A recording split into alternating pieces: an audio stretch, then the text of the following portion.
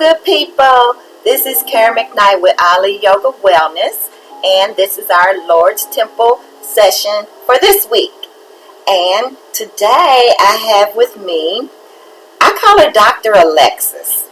I worked with her through JCPS, through a research that was being conducted by the University of Virginia. Yes. Commonwealth. Just the University of Virginia. The University of Virginia. And it was in the schools, elementary schools. I worked with the adults and faculty, and then there was another layer of instructors, and they were JCPS teachers also, yes, trained for this. Some of your kids were in class. It was called the Compassionate Schools Project. Right. And it's still ongoing. Mm-hmm. It's still ongoing. Okay, good. And I want Alexis to tell you a few things about it before we get to our chair practice. Mm-hmm. So the Compassionate Schools Project, like you said, involves a curriculum that schools have been implementing for their elementary school students, and there's one of the teachers in the building is implementing the curriculum that is designed to support students' social and emotional skills and their well-being. So skills that are related to wellness and well-being. So things like managing their emotions, developing self-awareness, body awareness, and then practicing things like social skills and community building, and doing that in the school setting really as a way to value and attend to the needs of each child as a whole person. So we have more than just academic needs. We also have emotional needs and social needs and other wellness needs. And then another layer of that, which you were an amazing part of, is the program that was in place to support staff in some of the same ways. So the program, the CALM program, was in place to support faculty and staff well-being by giving them an opportunity to learn and practice some skills related to mindfulness and mindful movement, self-compassion, and physical wellness as well. Right, exactly. And I just talking, I reminded that Desiree Bush, who is a member, she was the principal at the last school that I taught. McFerrin? At McFerrin, yes, yes. So she was so very supportive, and one of my teachers that not Desiree, but another teacher, she had multiple sclerosis, and as she was a consistent participant, her doctors were giving her good results. Oh, wow. She was, good, she was getting good results, and they told her to keep doing that, So it's very helpful and can change, life-changing. It's very life-changing. It's true, and I think, you're right when you're engaged in it consistently and practicing over time, even though what we're doing is just a short time period. So the program that you taught, 15 to 20 minutes in the morning, not like a long, even an hour session or something like that, but 15 to 20 minutes in the morning is enough to give you that added boost to well-being. And for some people, what we found in our research with the CALM program, for some people that has been improvements in things like blood pressure or their ability to regulate stress hormones in the body, reductions in physical symptoms of pain and other physical complaints, and just a sense of better emotional well-being as well. Right, okay. I think we're ready to do some yoga, some chair yoga, and we break it. What do we call it now? Breakout, when we're doing a seminar and you go into your breakout rooms, right? Okay, yeah. Because yoga in general is actually made up of 3 parts: that physical movement, and then the mindfulness or meditation. Mindfulness is what we taught. That's a whole other program, okay? And then the other one is the breathing, that you because each one is a system developer on its own. Because exactly. each one of those is a system of the body. Yoga, the word yoga itself means to yoke, join, or unify. And that's what we do. And as we do it, we become happier. So we're going back to our chair and show you a few things for today. And you know to join us, so grab yourself a chair, armless, and have a seat. And I'll just talk you through it, which is we'll sit near the edge of our chair. I'm checking the professor. And our 10 toes are pointed forward. We're going to do our 3 breath practice to open ourselves to centering with our hand on our heart. It's where the treasure chest of emotions are. And then on our belly, it is where the center of courage lies. And together we'll breathe in. And then exhale. Feel the relaxation start to move around your shoulders, settling you down, soothing you. Pull your navel in deeply. Then breathe in.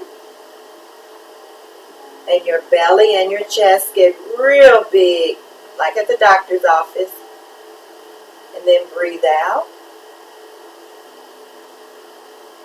Contract your belly in, let your lungs collapse. Empty of air, and then breathe in this last time.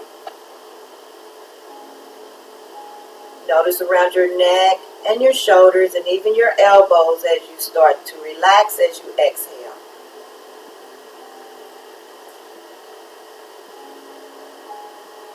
You can put your hands on your thighs, open your eyes or keep them closed, and just breathe at your own pace for a couple of rounds of breath.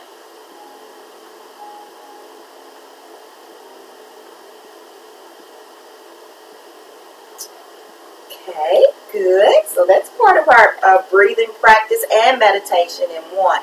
So let's hold on to the sides of our chair, and we're going to open our chest more by closing our back muscles and shoulder blades. So as you inhale, we're always breathing, right? Let's be conscious of what we're doing. As you inhale, the front of you gets really big, right? Well, now pull your elbows toward each other. And that's happening because your shoulder blades are also folding in as if you're closing a book. And your chest is opening as if you're opening a book at the same time. And then as you exhale, let's reverse those movements. Pull your chest in, just your exhale. Just make it as deep as you will. And your body is moving in time with your breathing. Your elbows and shoulders are coming forward, and you can take your chin to your chest.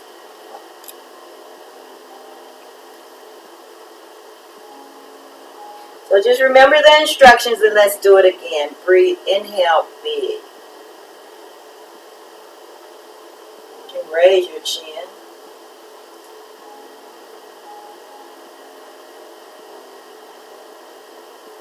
Exhale deeply.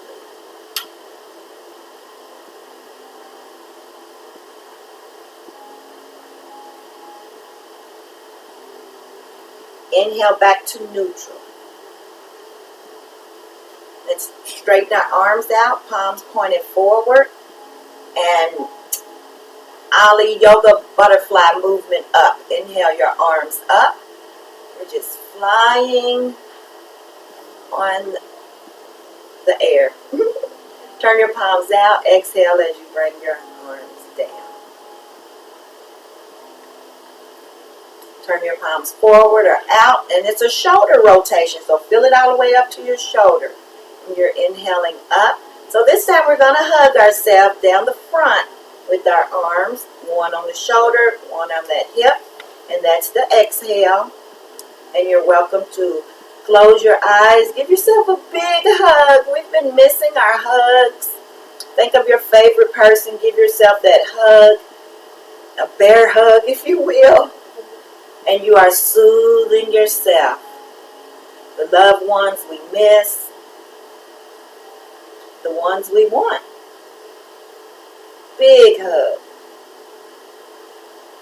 Great. Now as you inhale, unwind your arms. We're coming to T position. Arms at shoulder height, palms down. Turn your palms up and overhead we'll go as we inhale, and we'll bring our palms together in prayer position. Exhale your hands down to your heart. Prayer changes things, so let's press into the heels of our hand and pull your shoulder blades toward each other and feel the strength of your prayer translating up to your back muscles, your shoulder muscles. Now let's make a prayer fist. Okay, interlace your fingers and squeeze really tightly, whatever really tightly is for you, and bring your elbows together. And you know I hit my Bible verses here and there. The ones I want you to remember in connection with the Lord's temple and what's going on with it. Just things you've heard before, such as the healing is in the blood. So what we've actually done right now is kind of slowed the blood down as we have, as we're squeezing our fingers. But then as we exhale and release that blood flow to go freely, it's moving even more stronger, and it is doing a lot of things that the blood does that involve the healing. Now turn your palm toward me and push from the heels of your hand and feel that sensation change a bit.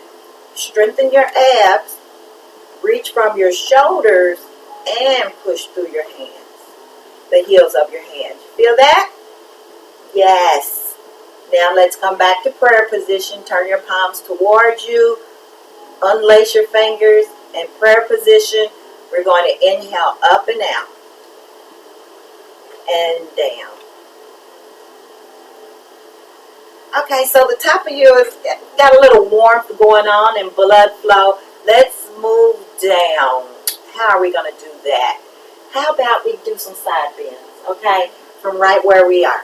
And let's start with our left arm. As we inhale, let's take one arm up. Now bend really deeply on the right side. Pull that bottom rib down to the, I'm looking at the body parts, down to the top of your pelvis. Squeeze your waistline, okay? We know the kids, especially the babies, the doctors are looking for hand-eye coordination. We need it throughout our life. So look up at your fingers and let's follow our fingers as we inhale, and we're reaching our arm out in T position. You can reach far from the shoulder, but we're bringing the hand down to the chair so that we can go to the other side. So just look, catch your fingers with your eyesight. Reach way out and way up and squeeze way down. And you're going to feel, oh yeah, keep looking at your fingers. I went somewhere else. Okay, reach up. We're going to do that again, but this time we're going to emphasize the lengthening instead of the squeeze. So go to the other side.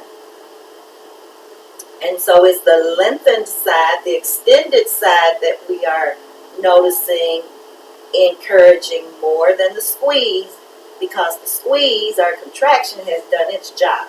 Look up to your fingers, inhale. And you know you can come back to this video at any time that it plays on its different platforms. Look over to your other fingers and remember to emphasize the lengthening on this side. Look up at your fingers and bring them down. Good. And look back center. Now we're going to go ahead and we're going to do some leg work. So make sure your toes are pointed forward. They're not too far out. They're not too far back. You want your ankle to be directly under your knee as best as you can tell. We want to align the joints This is the way that the Creator has made us to help us move. And you line yours up as best as you can with that in mind. Hand on your thigh. Sitting on the edge of your chair, right? You're about to lift off. Press down into the chair with your bottom. And inhale, tight core, and lift up that leg. But your hand, the weight of your arm and your hand is on that thigh.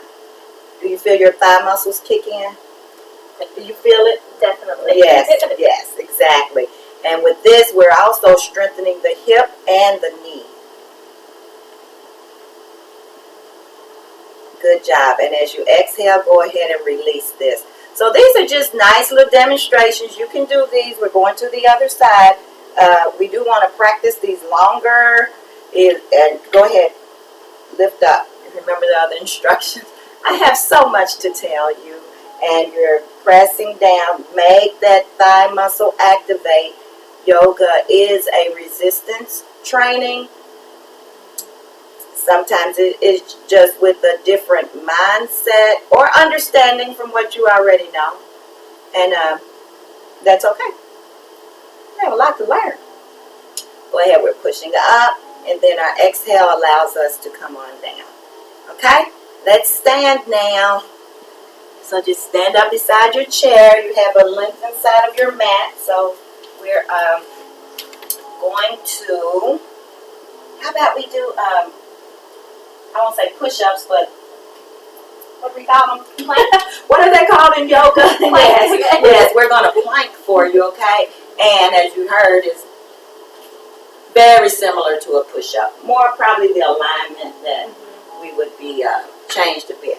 And that alignment is shoulders directly over your wrist. And the elbow usually just lines up on its own, okay? But we want those elbows to point to the knees, to your toes as you lower yourself down. If you're going to lower down, you can't stay right here. You look forward. Go ahead and exhale in place. Push through your heels. And then as you exhale, bend your elbows to lower yourself down as far as comfortable for you. Most important, as far high enough so that you can push yourself back up. The lower you go, the more work it will be for you. So you tailor it to your strength. And then exhale down. And inhale up.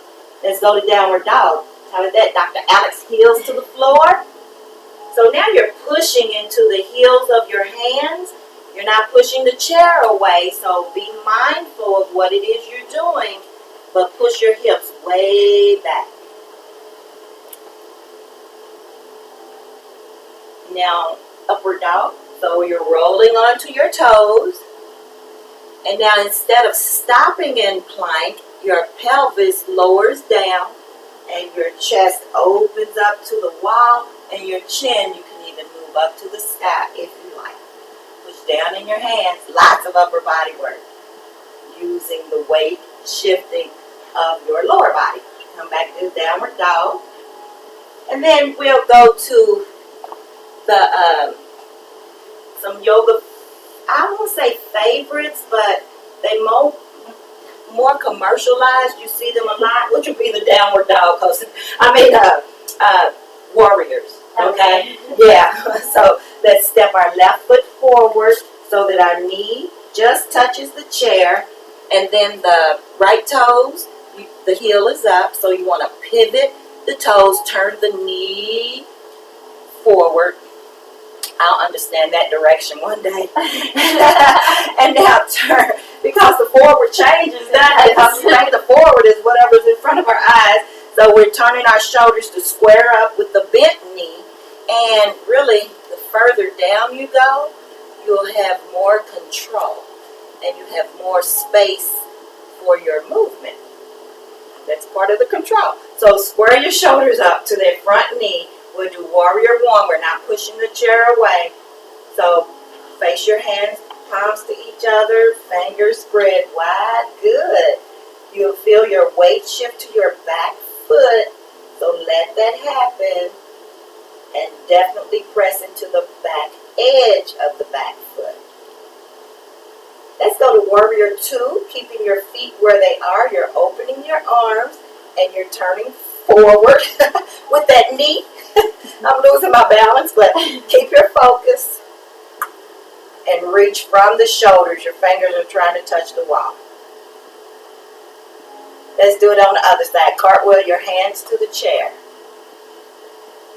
Move into downward dog. So unpivot your foot, step back with the other foot so that you can now step forward with the right foot and pivot on the left toes, bringing that heel down. Go into, if I didn't name it before, it was Warrior 1. Now the front is the back, right? So turn to the front, turn toward that lengthened leg. At the same time as you're bringing your arms down. Look over the front fingertips. Back arm up, front arm comes down. We're going to cartwheeling the hands. Sorry. So you can go to downward dog. And then walk on up to the chair. I think we should be coming to the closing now. So just have a seat back to where you were. You can sit on the edge of your chair as you had before. And remember that the children lead the way. So, I'm going to get so cliche right now, but teach them well and understand that the last becomes first because they are the future, even though they are a generation behind us. They come here knowing some things we just learned, and so did we. But we're going to go ahead and close our practice out. Hand on our heart, of emotions, on our abdomen, our belly for courage. And together, let's breathe in and out. Now feel your breath travel up to the front of you. Breathe in. It's going up to your forehead, out the crown of your head, up to the Lord's ear. And exhale as you bring back in God's grace into your body, into your Lord's temple. Feel the relaxation. Feel love, respect, kindness. From your toes, feel those sensations. Breathe in. It travels up your body to the heavens and atmosphere, to the universe. And as you exhale, draw in the feeling of love. Allow it to travel through your body, throughout your body, so that you can in turn pass it to the world. And with that, close out with the divine in me recognizes and respects the divine in you and your place in the universe. Namaste and amen. And the crowd goes crazy.